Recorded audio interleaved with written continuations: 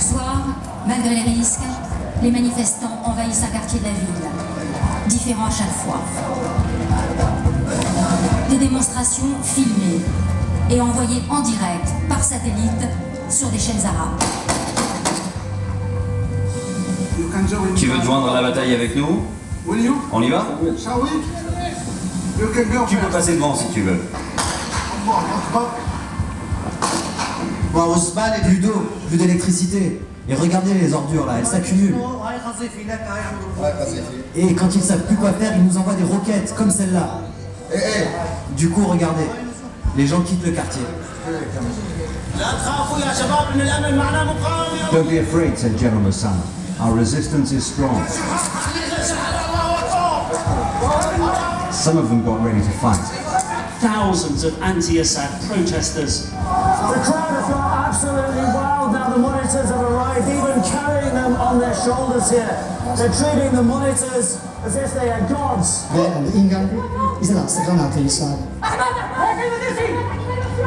good. This is good, children. This is good, children. This no house. No house. 9 people have died on this street corner this week. Not one had a gun. Les combattants vont et viennent sur la première ligne de front. Les ambulances aussi. The shroud is for a 7-year-old girl. They carefully write her name, Nuha al-Manal. Like all the dead here, she must be buried in darkness. And so, after a mere hour or so of training, Sadiq joins the ranks. Either we live in peace and freedom, or we die.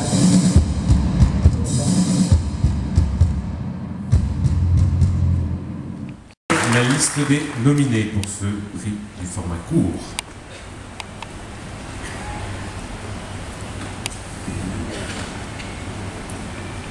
Jeremy Bowen, BBC News.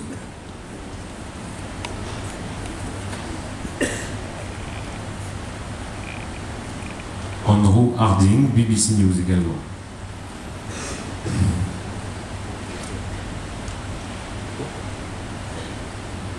Nick Robertson, CNN.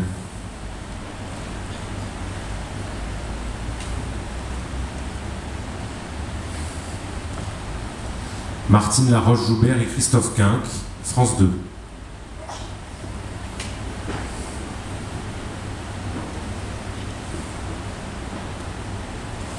Marc de Chavron et Romaric Moins, iTélé.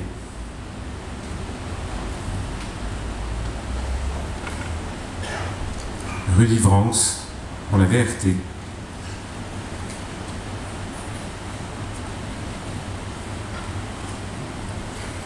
Paul Wood, BBC News.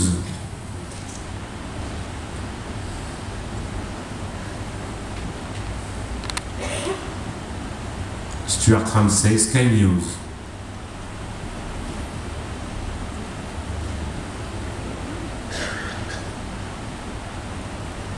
Mathieu Babin, France 24.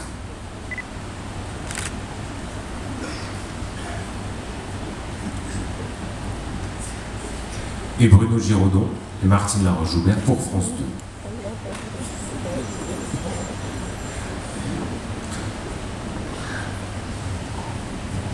Laurent Beauvais, vous me disiez à l'instant dans l'oreille que vous étiez très ému parce que vous venez de dire Françoise Joly et Guylaine Chailloux. Je crois qu'il vient de se passer devant nous l'évocation de Gilles Jacquier, c'est vraiment très ému. Voilà. Je crois qu'on est nombreux à l'être. On va donner le prix, mais avant je vais dire qu'il y a eu le 3e prix qui est attribué à Stuart Ramsay de Sky News.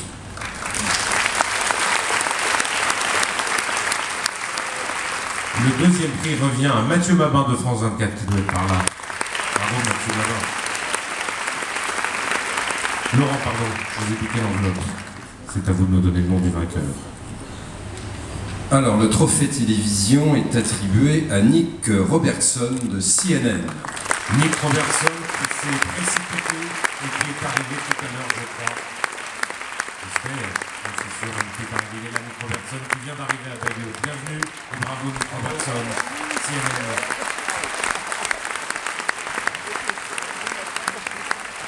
Bonsoir. Félicitations. On va regarder immédiatement un extrait de votre reportage pour vous laisser le temps de vous installer. Fast as they can. Further on at the front line, more people fleeing. We cross to the anti-government side, follow Arab League monitors through twisting streets into the town centre. They're treating the monitors as if they are gods who've been sent here to save them.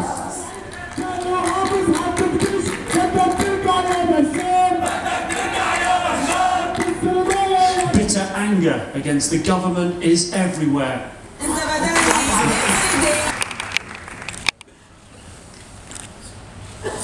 Nick Robertson, on dit souvent que... Bravo d'abord, pardon. On dit souvent que parfois des conflits peuvent se résoudre ou en tout cas aller vers des tentatives d'amélioration quand il y a une rencontre entre un moment politique et un moment journalistique. CNN a joué ce rôle, parfois, dans l'histoire récente. On a l'impression qu'en Syrie, ça ne coïncide pas, ça ne marche jamais, et qu'à aucun moment, la volonté politique colle à la présence de journalistes qui fait que tout d'un coup, l'opinion internationale bascule.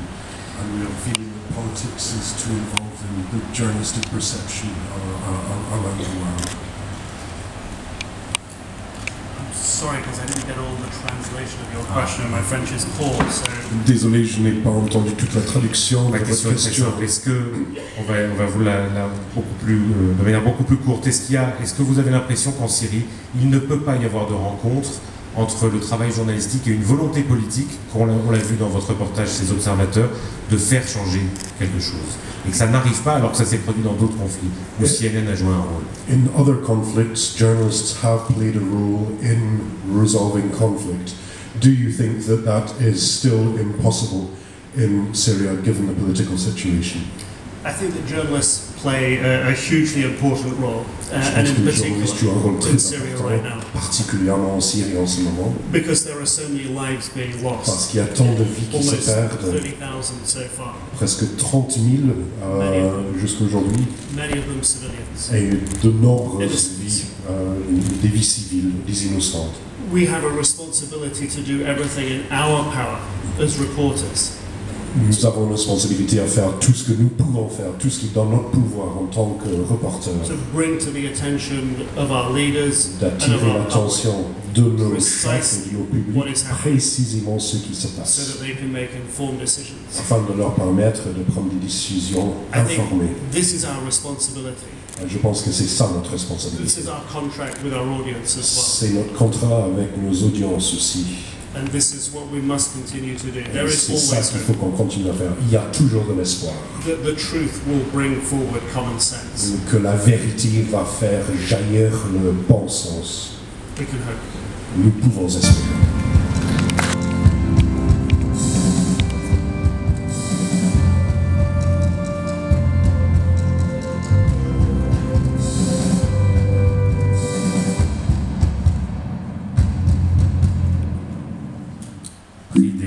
Un prix de la Fondation Varenne, ce prix très particulier et auquel tous les lycéens de la région attachent une grande importance.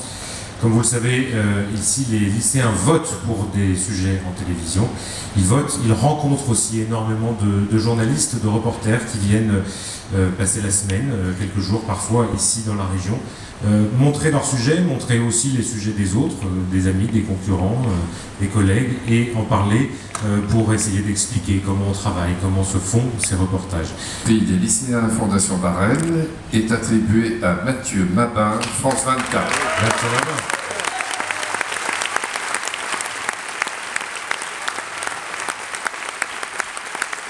C'est par là, Mathieu. On va regarder votre reportage immédiatement. Yen investissait la capitale. La population de Tripoli acclame ses libérateurs. On doit dire merci à ces hommes. D'abord merci à Dieu et merci à eux. Et nous voilà, on est dans Tripoli. Après tout ça, 6 mois de combat acharné. On l'a fait. Et le régime de Kadhafi a presque totalement disparu. C'est terminé. La voix éraillée de Sam porte la marque d'une journée qui entrera dans l'histoire.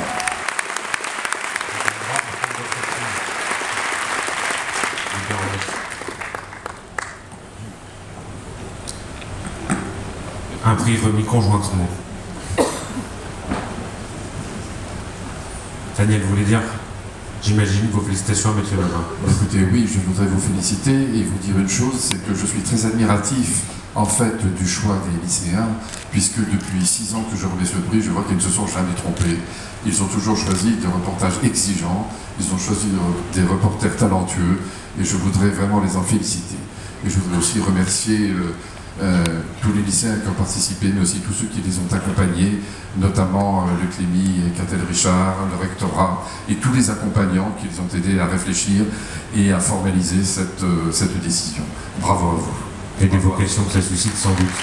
Mathieu, je parle une question avant d'en poser une, Catel. Qu'est devenu Sam? Je vous passe la parole après, ne vous inquiétez pas. Sam a continué le combat, a quitté la Libye après avoir participé à... Je devrais savoir ça.